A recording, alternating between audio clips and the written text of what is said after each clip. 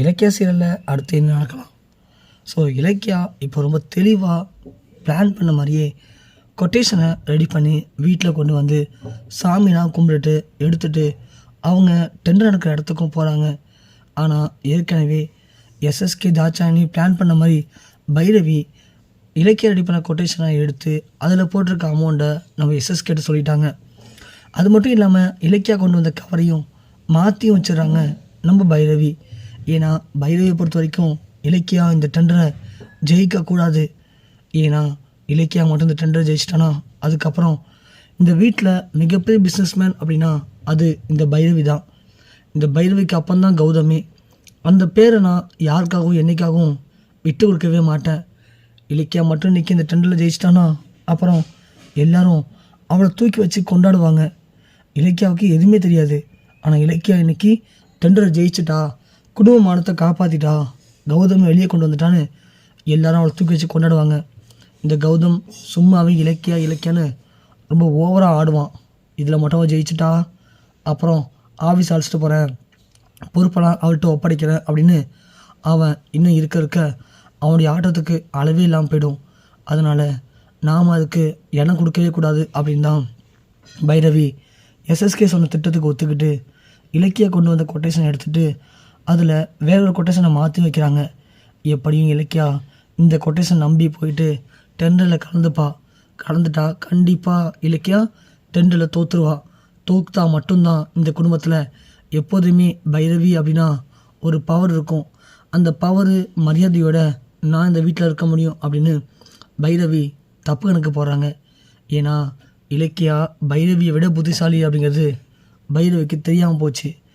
ஏன்னா இலக்கியாவுக்கு இது முன்னாடி தெரியும் இதுதான் நடக்கும் அப்படின்னு. அது மட்டும் இல்லை, எஸ்எஸ்கே பைரவிட்ட பேசிகிட்டு இருக்கும்போது நம்ம இலக்கியா தான் அங்கே இருக்கிற மைக் மூலமாக எல்லாத்தையும் கேட்டுடுறாங்களே. ஓ, அப்போ நீங்கள் எனக்கு தெரியாமல் இதெல்லாம் பண்ணுறீங்க அப்படின்னு தெரிஞ்சுக்கிட்ட இலக்கியா அதுக்கேற்ற மாதிரி கொட்டேஷனை மாற்றி தான் அவங்களே செட் பண்ணியிருக்காங்க. அதை நம்பி கண்டிப்பாக டெண்டரில் ஜெயிச்சிடலாம் அப்படின்னு எஸ்எஸ்கே இலக்கியா வச்சிருந்த போலி கொட்டேஷனை நம்பி அதுக்கேற்ற மாதிரி அவர் கொட்டேஷன் ரெடி பண்ணிவிட்டு நீ டெண்டர் எடுக்கிற இடத்துக்கும் வராங்க. இலக்கியா வரதை பார்த்த எஸ்எஸ்கே வண்டி நிப்பாட்டிட்டு இலக்கியாவில் போய் கடுப்பு ஏற்றுறாரு. இங்கே பாரு இலக்கியா, நீ இதில் கற்றுக்குட்டி. உன் புருஷன் நினச்சாலே எங்களை ஜெயிக்கிறது அவ்வளோ ஈஸி இல்லை. உனக்கு பிஸ்னஸை பற்றி என்ன தெரியும்? நீ நேராக இங்கே டெண்டர் கலந்துக்கிறேன் ஜெயிக்கிறேன்னு சொல்லி வந்துட்ட. ஏதோ வந்ததை நினச்சி எனக்கே கொஞ்சம் பெருமையாக தான் இருக்குது. இருந்தாலும் இது நீ நினைக்கிற மாதிரி சாதனை இடம் இல்லைம்மா.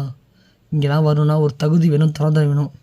அது மட்டும் இல்லை, முன் அனுபவம் ரொம்ப முக்கியம்.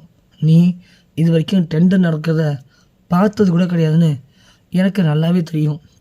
ஆனால் நீ ஏதோ ஒரு நம்பிக்கையில், அதுவும் குருட்டு நம்பிக்கையில் இவ்வளோ தூரம் வந்துட்ட. உன்னை பார்க்கவே பாவமாக இருக்குது. இங்கே பெரிய பெரிய பிஸ்னஸ் மேன்லாம் இருப்பாங்க. அவங்க முன்னாடி நீ அசிங்கப்பட்டு நிற்கிறத பார்க்கறதுக்கு எனக்கு என்னமோ ஒரு மாதிரி இருக்குது. அதனால நான் உனக்கு ஒரு வார்னிங் தரேன். ஒழுங்காக இங்கேருந்து கிளம்பி அப்படியே ஓடிடு, இல்லைனா அசிங்கப்பட்டு தான் இங்கேருந்து போகிற மாதிரி இருக்கும் அப்படின்னு எஸ்எஸ்கே தாட்சாயினி இலக்கியாவாக வார்ன் பண்ணுறாங்க.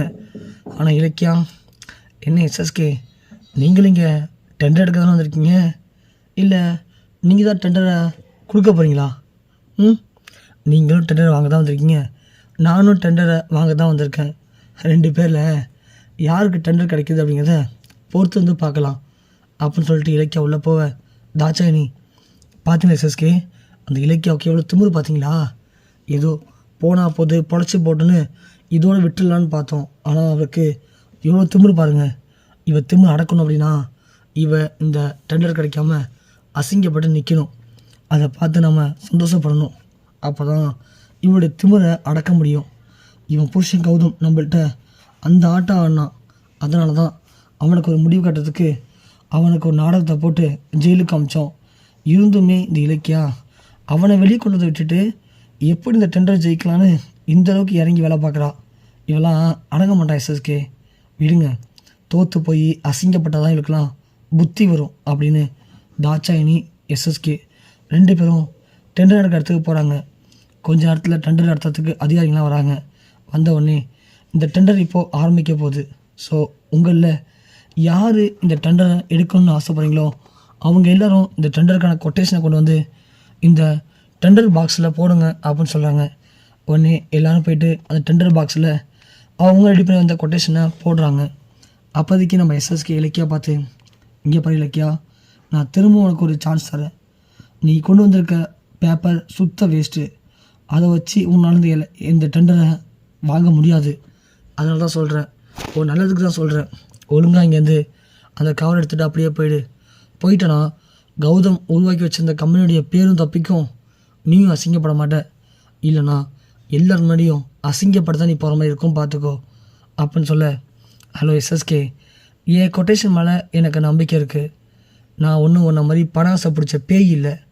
அதிகமாக ஆசைப்பட்டு டெண்டரை இழக்கிறதுக்கு எங்களை பொறுத்த வரைக்கும் நாங்கள் எப்போதுமே நேர்மையான தான் போயிட்டுருக்கோம். அப்படி வச்சு பார்க்கும்போது இந்த டெண்டர் கண்டிப்பாக எனக்கே வந்து சேரும் அப்படின்னு எனக்கு முழு நம்பிக்கை இருக்குது. அதனால் நீ ஒன்றும் என்னை பார்த்து இது பண்ண தேவையில்ல, கிளம்புனின்னு நான் பார்த்துக்கிறேன்னு சொல்லிட்டு இலக்கியா போகிறாங்க.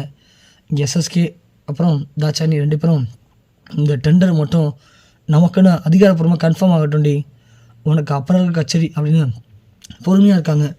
ஸோ அதே டெண்டரில் இருக்கிற அதிகாரிங்க எல்லாமே வந்த கொட்டேஷன் எடுத்து பிரித்து பார்க்குறாங்க. பார்த்ததில் 2 பேர் தான் ஸோ இந்த பட்ஜெட்டுக்கு கம்மியான அளவுக்கு கோட் பண்ணியிருக்காங்க. மற்ற ஆட்கள்லாம் ரொம்ப அளவுக்கு அதிகமாக கோட் பண்ணனால எல்லாத்தையும் ரிஜெக்ட் பண்ணுறாங்க. பண்ணி முடித்ததும் இந்த டெண்டர் நாங்கள் யாருக்கு கொடுக்கலான்னு முடிவு பண்ணிட்டோம். வந்திருக்க கொட்டேஷன் வச்சு பார்க்கும்போது நம்ம எஸ்எஸ்கே சார் அப்படின்னு சொல்லுவோம். எஸ்எஸ்கே துள்ளி குதிக்கிறான்.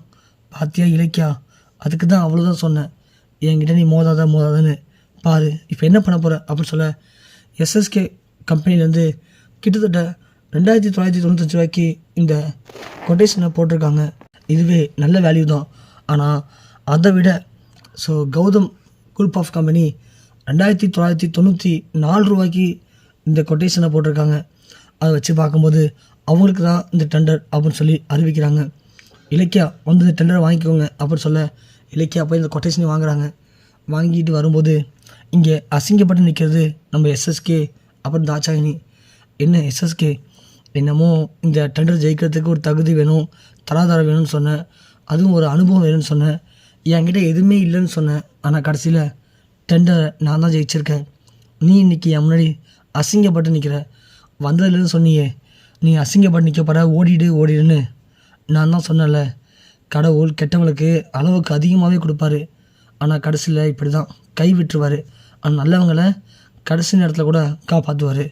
இப்போயாச்சும் புரிஞ்சுக்கோ, நீ பண்ண பாவத்துக்கு தான் இன்றைக்கி நீ இப்படி எல்லாரும் முன்னாடியும் அசிங்கப்பட்டு நிற்கிற.